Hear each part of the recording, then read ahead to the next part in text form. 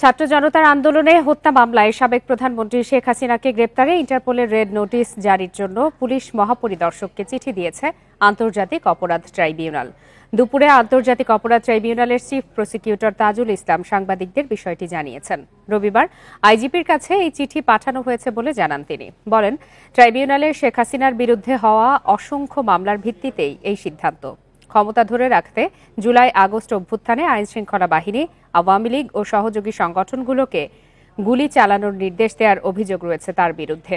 পাশাপাশি 15 বছরের শাসনামলে গুম হত্যার নির্দেশ সহ অসংখ্য অপরাধ সংঘটিত হয় সাবেক প্রধানমন্ত্রীর নির্দেশে, বলেন চিফ প্রসিকিউটর।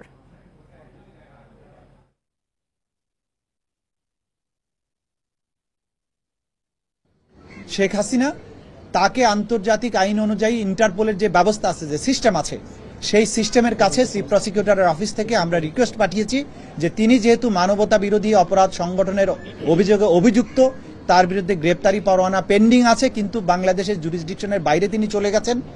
সেই কারণে আন্তর্জাতিক পুলিশিং সংস্থা হিসাবে ইন্টারপোল যাতে তাকে গ্রেপ্তার করার ব্যবস্থা নেয় এবং অন্তত তার ব্যাপারে রেড অ্যালার্ট জারি করে, সেই ব্যাপারে আমরা রিকোয়েস্ট পাঠিয়েছি।